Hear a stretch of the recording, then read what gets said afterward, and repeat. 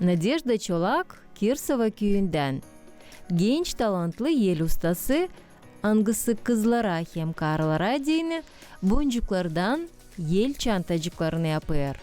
Kendi yaratıcılık yolunu ararken Nadia türlü ustalık uğurlarında kendisini denemiş da sadece boncuk çantacıkları onun sevgili zanaatı olmuş.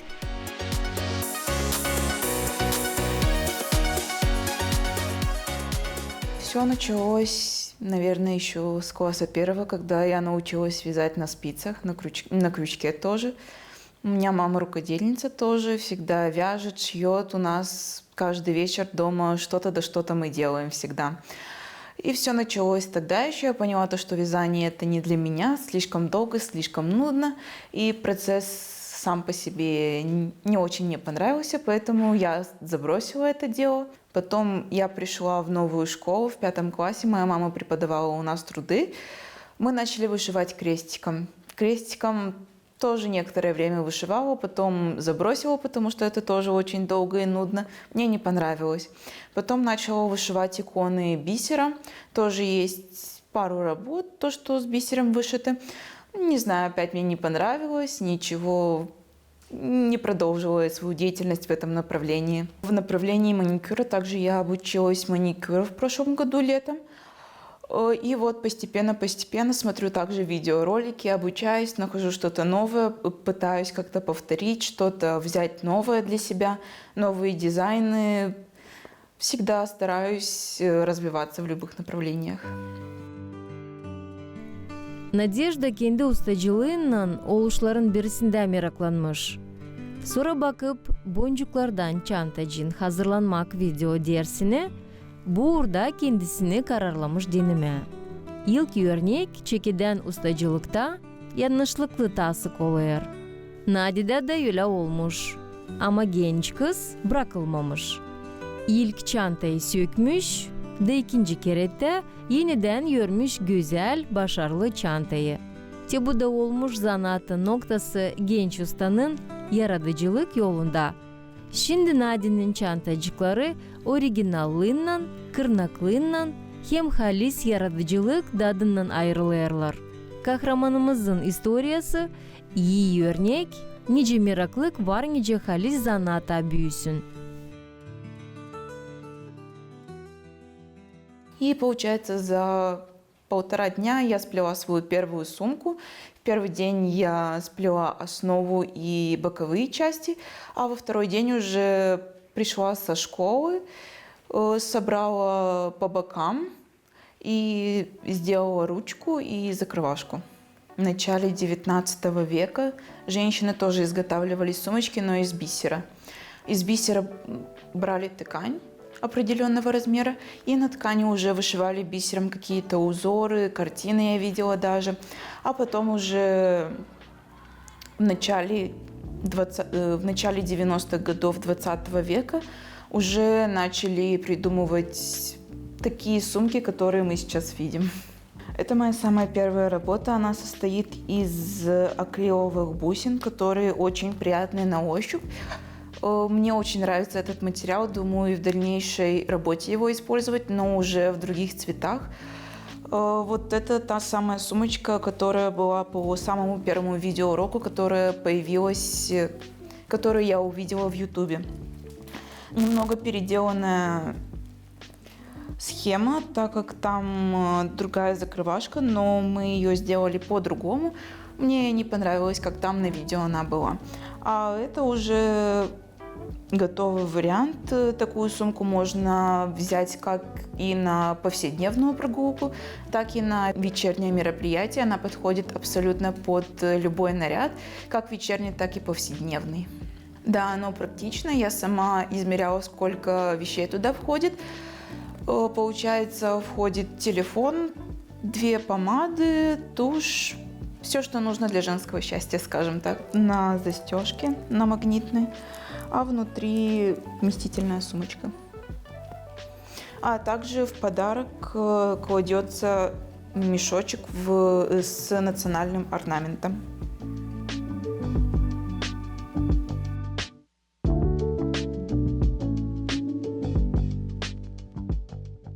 Занимаюсь Занимаюсь я всем этим делом уже месяц. А всего у меня 10 сумок, правда, 2 еще не совсем готовые.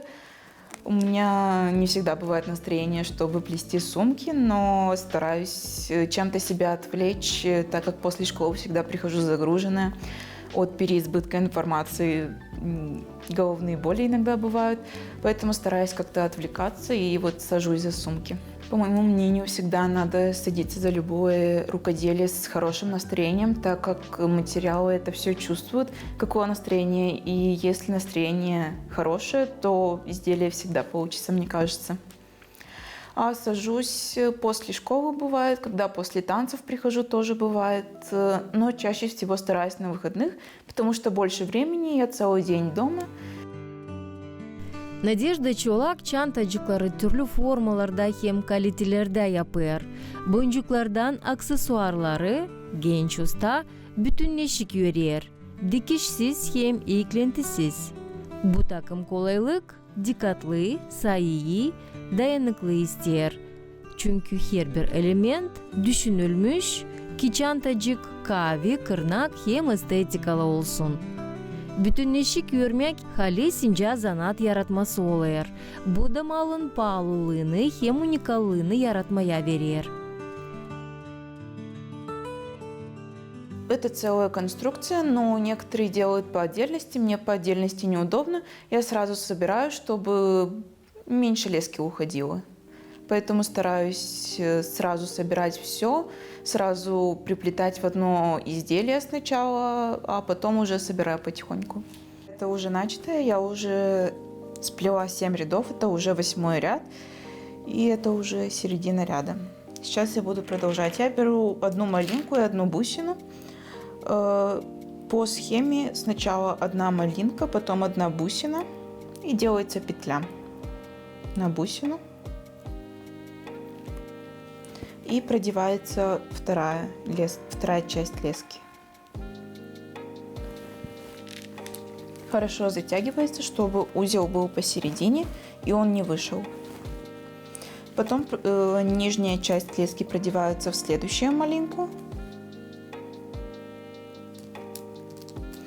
И все также повторяется до конца ряда. Малина и жемчуг. Опять же делается петля и продевается.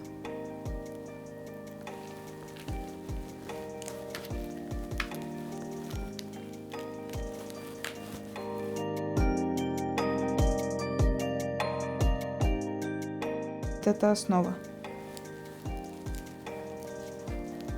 Для меня всегда легче, чтобы сумочка плелась из целой части.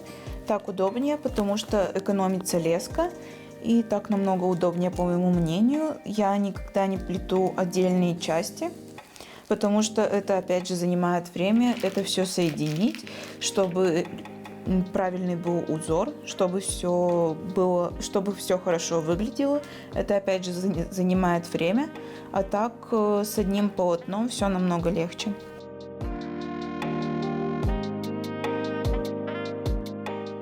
Особенность цельного полотна в том, что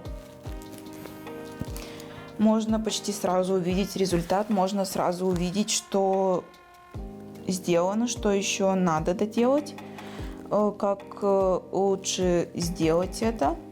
Также плюс цельного полотна в том, что если есть какая-то ошибка, это сразу можно увидеть и в случае чего быстрее исправить ошибку, чем когда несколько частей и потом это все собирается. Когда собирается полотно, только тогда можно увидеть свою ошибку. А так, благодаря цельному полотну, сразу можно увидеть свою ошибку и исправить ее. Да, руки болят, но когда уже слишком руки устали, беру 2 лейкопластыря и обтягиваю на пальцах, чтобы не было такого сильного натяжения и не рвалась кожа. Это уже предпоследние бусы.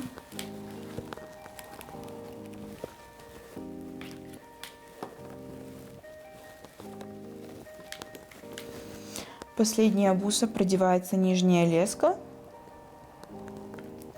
И для того, чтобы закончить ряд и выйти на другой, мы сначала продеваем жемчуг,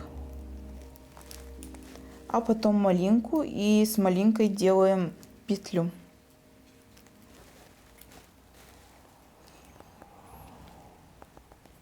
Опять же затягивается очень хорошо, чтобы все держалось. И для того, чтобы сделать следующий ряд, берутся 2 жемчужины и 1 малинка. Сначала жемчужина, потом идет малинка, еще 1 жемчужина. И после последней жемчужины делается петля. И также затягивается. И вот так я перешла на следующий ряд. А дальше все так же. Продевается нижняя леска. И 1 малинка и 1 жемчужина. Также имеются незавершенные работы. Я уже закончила саму основную часть и осталось только сделать крышечку. Надеюсь, за 2 дня я ее завершу. Тут немного неудобные бусы, но я стараюсь облегчить себе работу с инструментами. Также есть еще одна незаконченная работа с фермуаром. Это более мелкое изделие. Здесь намного больше времени уделяется изделию, потому что бусы сами по себе мелкие и тоже не всегда удобно с ними работать. Также думаю, что в ближайшие тоже пару дней я ее закончу. Перед началом плетения я себе уже примерно знаю, как будет выглядеть моя сумка. Я уже примерно знаю, какой эскиз у сумки. Если я хочу с цепочкой, я уже готовлю 2 кольца для цепочки и саму цепочку. А если вот как в этом изделии, то я готовлю себе фермуар. С ним, конечно, немного тяжелее работать, но все же стараюсь.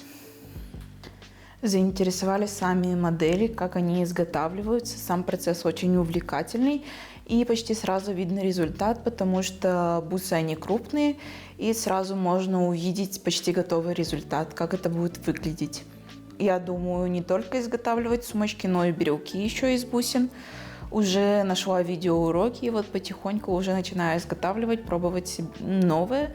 Но сумочки именно потому, что сумочки всегда в моде. Все женщины любят сумочки, мы это прекрасно знаем. На какое бы мероприятие женщина ни пошла, она всегда с сумочкой. В сумочке все самое необходимое. Это, наверное, поэтому я выбрала сумочки, потому что это всегда актуально в любое время года, в любой сезон и в любом году. İncelik, ufaklara dikkatlik hem original dizaynlar, tenge çizgiler Nadejdanın yaratmalarını, türlü örmek mallarını şişeden akril boncuklarından kullanarak o unikal aksesuarları yaradır, onlar da değil sadece çantacıklar ama halis ince zanat oluyorlar. Каждый раз я стараюсь делать что-то новое, потому что, опять же, развиваюсь, узнаю что-то новое, по-новому что-то придумываю. И в дальнейшем я уже знаю, как это плести, и будет легче какую-либо новую сумку изготавливать. Сумки у меня никогда не повторяются, потому что каждая сумка, по моему мнению, уникальна, каждая должна быть по-своему красива, и я не люблю повторять сумки.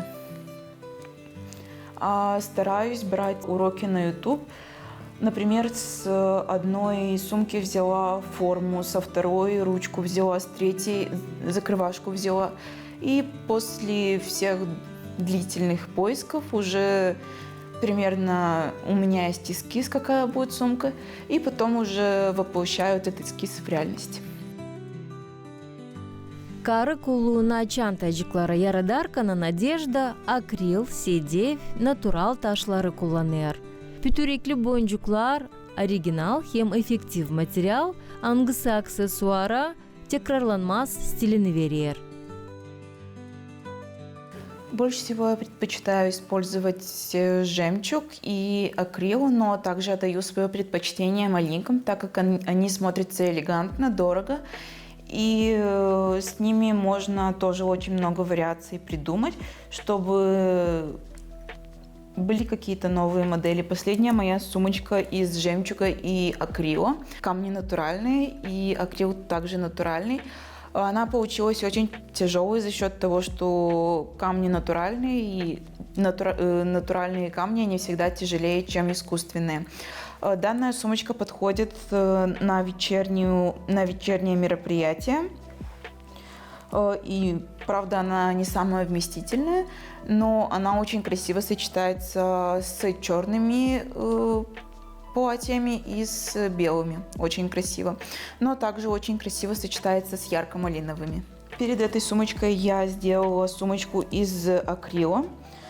Сумочка также не очень вместительная, но очень красивая. Ее также можно взять на вечернее мероприятие, так и на дневную прогулку.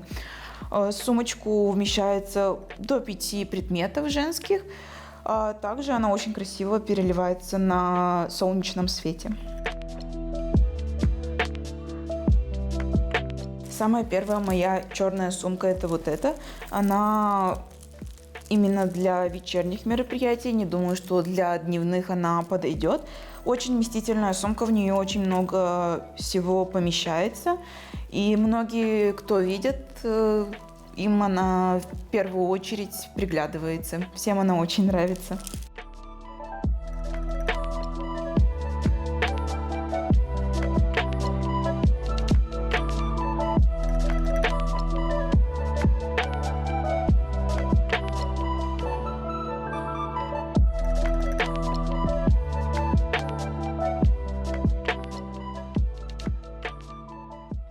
Внутри она обшита тканью, что позволяет не царапать телефон, а также и другие предметы. Это очень удобно. Также имеется кармашек, в который можно поместить какие-то маленькие предметы. Легко закрывается, легко открывается.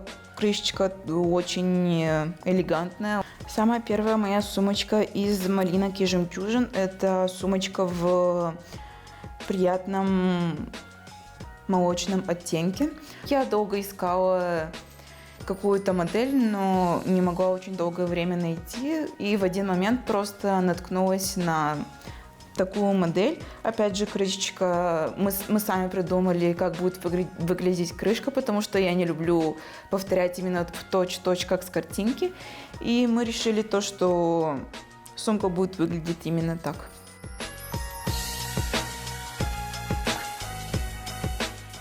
Никакой схемы не было, просто вот когда начала плести саму основу, уже думала, так, может вот так лучше, может крышечку по-другому, как-то новое что-то найду. То же самое с ручкой, очень долго искали схему, но так мне ничего и не понравилось, поэтому мы сами создали, скажем так, схему и воплотили ее. Да, многие мастера очень часто не делают точь-в-точь, как на схеме. Они проявляют свое творчество, впоследствии чего они развивают свое творчество так, свое логическое мышление, свое творческое мышление. И благодаря этому появляются новые модели и схемы сумок. После этой сумки я уже сделала сумку из черных малинок и с серым жемчугом. Опять же, другая модель. Я сначала думала сделать ее точь-в-точь, чтобы модели были одинаковые, но потом передумала, потому что не хотела опять же повторяться, но в дальнейшем думаю, что все-таки смогу повторить эту работу и сделать такую же модель в белом цвете, а как предыдущую в черном цвете. Сумочка тоже очень вместительная, в нее помещается до 8 предметов. Ручки универсальные. Также внутри магнит и обшита тканью, что также позволяет не царапать предметы. И также имеется кармашек для более мелких предметов. Используется особая техника для плетения сумок. И сумка делается всегда очень прочной, чтобы в случае чего не случилось что-то с сумкой, не повредилось, не порвалось, не заделось, ничего. Следующая после этой сумки была маленькая вечерняя сумочка. Также дизайн мы уже сами придумывали вследствие, когда изготавливалась основа для сумочки. Сумочка очень приятная на ощупь. Также имеется цепочка. Цепочка сложена в две части, но также можно сделать как длинную, так и короткую ручку.